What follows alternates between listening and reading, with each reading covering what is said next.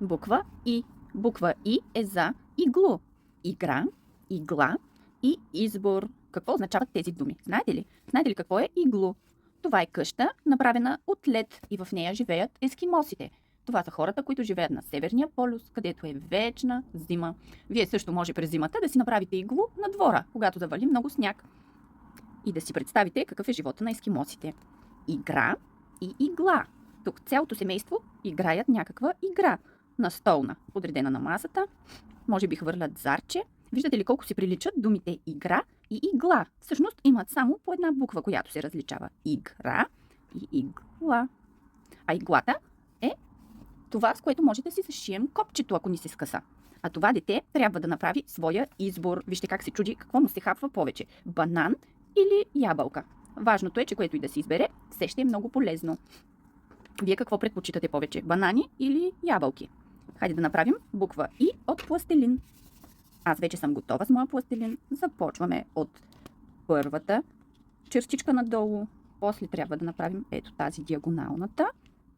Да видим, ще ми стигне ли това парче пластелин. И след това пак надолу. Готова съм с буква И.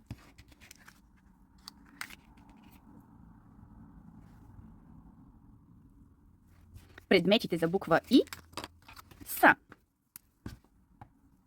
идея. Какво значи идея? Идея е, когато изведнъж се сетим нещо. Сякаш ни светла лампичката и с тази лампичка светва една нова идея, която да изпълним. А другата дума е извънземно. Извънземно. Вижте колко много букви и срички има тази дума. Извънземното е същество, което живее извън Земята. Точно както подсказва името му.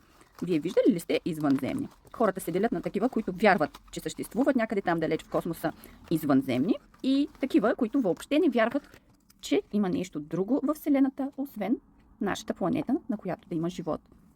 Ето, нашето зелено, малко, усмихнато извънземно. И сега трябва да намерим и една идея. Как ли пък трябва да изглежда картинката с идея?